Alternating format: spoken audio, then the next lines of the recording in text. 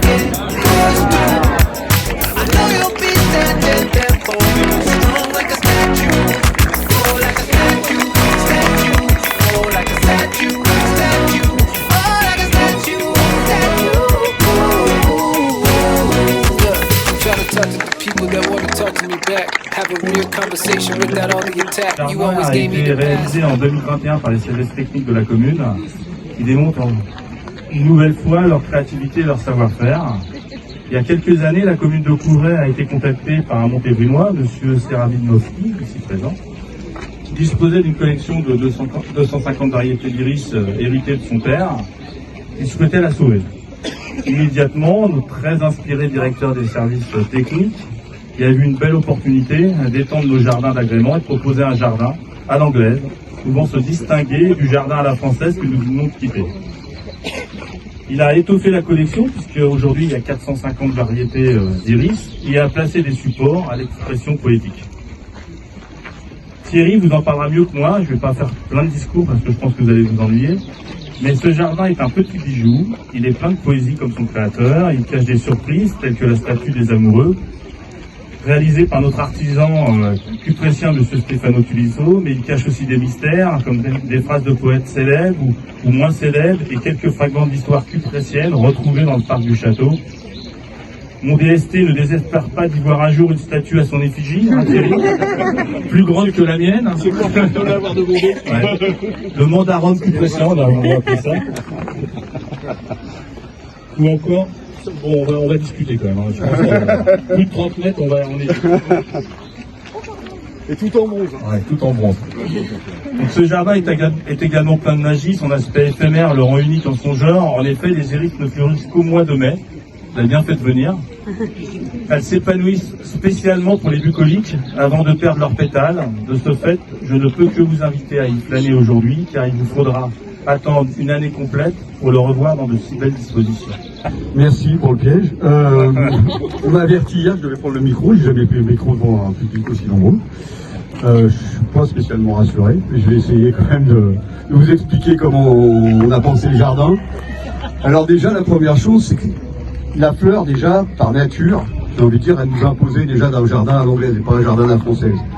Et en plus, ça tombait bien parce que l'histoire du château fait que ces deux styles de jardin ont été confrontés. Au XVIIe siècle, donc on avait les jardins à la française, hein, qui étaient devant l'esplanade, et ensuite, au milieu du XVIIIe, début du XIXe, sont arrivés les jardins à l'anglaise. Et pourquoi vous le voyez ici, vous voyez bien ici, vous avez un jardin, quand vous rentrez, vous avez un étang rectangulaire. Ce que vous ne voyez pas en dessous, c'est qu'en dessous, il y a un autre bassin, mais qui est un bassin, justement, qui est anglo-chinois, qui se projette dedans. Donc ces deux époques se sont confrontées. Donc, on s'est dit qu'on allait créer un jardin à l'anglaise à partir de ces iris. Et c'était intéressant puisqu'on avait déjà créé le jardin, donc 2 ans avant, jardin de type française derrière. Et on se disait que sortir un jardin comme ça avec des allées sinueuses, plutôt romantiques, et d'arriver directement sur des grandes perspectives, le contraste était saisissant et c'était extrêmement intéressant. Et ça racontait en même temps l'histoire du château. Voilà. Ensuite, il a fallu faire un tracé. Alors le tracé, bon, écoutez, ce qu'il est. On essaye que ce soit le plus sinueux possible, et à terme, l'idée, c'est bien sûr qu'on ne voie pas. Donc, le jardin va grandir en hauteur au centre. Ici, vous verrez derrière les haies, par exemple, vous ne verrez pas la vasque quand vous arriverez. Et en fait, c'est vraiment de découvrir. Au fur et à mesure que vous avancez dans le jardin, l'idée, c'est de le découvrir. Donc, et ensuite, il a fallu... Il a ensuite fallu, évidemment, l'agrémenter. Donc on a essayé hein, vraiment de restituer ce qu'on a trouvé dans le jardin. Ah, vous m'entendez? Ouais. Très bien. Donc on a retrouvé, alors par hasard, en me baladant dans les bois, j'ai retrouvé la vasque que vous voyez là-bas. Elle était en 9 pièces. On l'a retrouvée, on l'a reconstituée et elle faisait partie de la roseraie du château, donc au XVIIe siècle. Et c'est Nicolas Martin, hein, qui est un tailleur de pierre, qui habite à Couvray, qui nous l'a reconstitué. Qui expose sur un stand de miel. Ouais, qui expose d'ailleurs, oui. Sur le stand de miel, là, vous le... Cet événement nous permet d'inaugurer la 4e et dernière sculpture du jardin à la française, ainsi que le jardin des iris. L'artiste a également souhaité inscrire le nom de sa sculpture en écriture braille, afin d'ancrer l'œuvre dans le patrimoine culturel de Couvray et de renforcer le caractère inclusif que l'art doit transmettre. Avant de la découvrir, je laisse la parole à l'artiste qui nous fait le plaisir d'être parmi nous ce matin, Madame Laetitia May Le Guélat. Vous êtes où?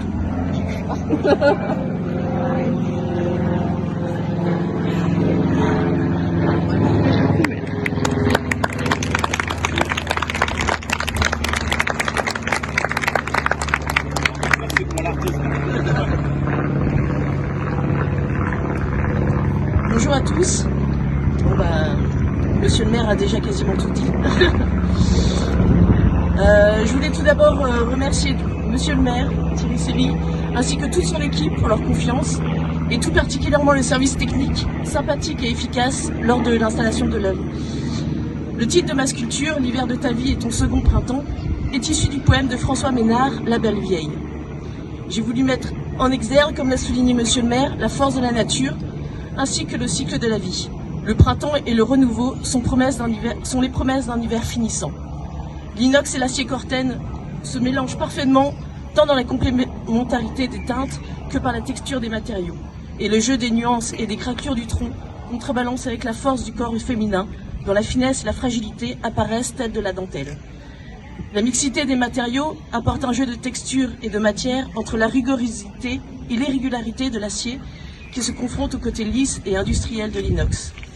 Dans ce lieu, la couleur de l'acier corten fait écho aux tuiles des bâtiments en arrière-plan et l'inox prend toute la luminosité et la brillance des reflets du soleil. Et inclure plastiquement et graphiquement l'écriture braille dans les racines de la sculpture ancre d'autant plus l'œuvre dans son patrimoine géographique. Merci.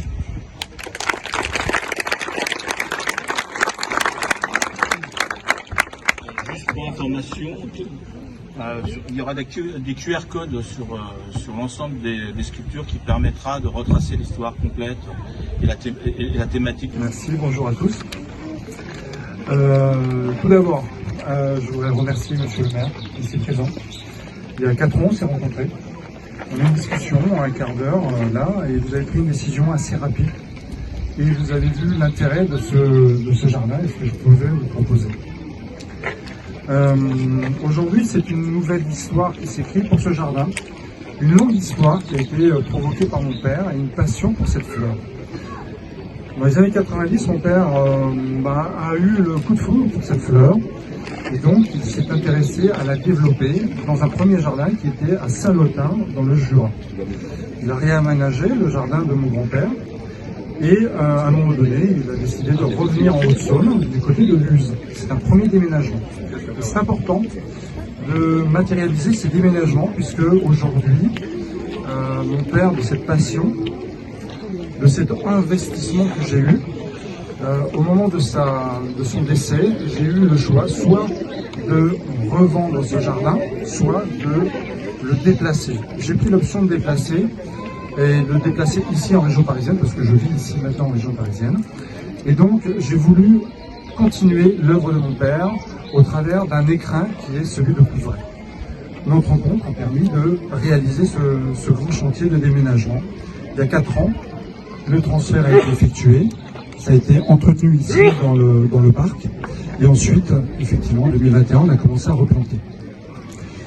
C'était une nouvelle aventure, il y a eu de l'entretien, une nouvelle aventure qui s'ouvre, et je trouve qu'on a réussi quelque chose de très fort, de très très fort, et je crois que la volonté de mon père, qui était avant tout d'ouvrir cet espace de passion, il voulait l'ouvrir à tout le monde, et autour de sa maison, eh bien, tout le monde pouvait rentrer à toute heure de la journée pour admirer ses fleurs.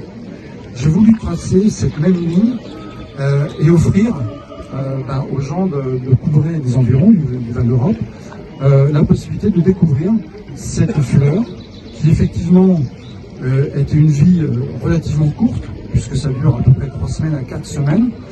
Et avec un peu de chance, ici à Couvray, on a eu une floraison l'année dernière sur 6 semaines, ce qui est exceptionnel. C'est effectivement à peu près 400 variétés que l'on a d'iris, qui sont différents, sur à peu près 1500 plants, 1500 rhizomes, on appelle. Donc aujourd'hui, pour vous faire un peu balayage, un peu de chiffres, on a eu à peu près 500 fleurs l'année dernière, avec une progression du mur vers le haut, qui nous a permis d'avoir 6 semaines de floraison, ce qui est exceptionnel. Et donc, cette année, on risque d'avoir, avec la nouvelle plantation de l'année dernière, une explosion des couleurs, une explosion des senteurs. Mais tout ce travail n'est pas unique. J'entretiens certes le jardin de temps en temps, mais surtout c'est aussi une équipe. Et je voudrais aussi remercier Monsieur le maire aujourd'hui, mais aussi le service technique et les équipes de Monsieur Rousset. C'est un travail de longue haleine, c'est un entretien qui est quotidien et qui est entretenu par leur service. Donc je tiens vraiment à remercier tous les services techniques pour cet entretien et cet accompagnement. Et puis pour finir, avant de laisser la place à M. Rousset, je vous invite à venir dans ce parc qui est un havre de paix. Vous allez découvrir des couleurs, des senteurs et un moment de détente et de convivialité que vous pouvez avoir, c'est ressourçant. J'ai eu l'occasion de venir travailler ici de temps en temps l'année dernière. C'est très agréable, c'est très reposant, ça vous change les idées. Je vous invite simplement à venir régulièrement admirer ces fleurs. Voilà, merci à tous.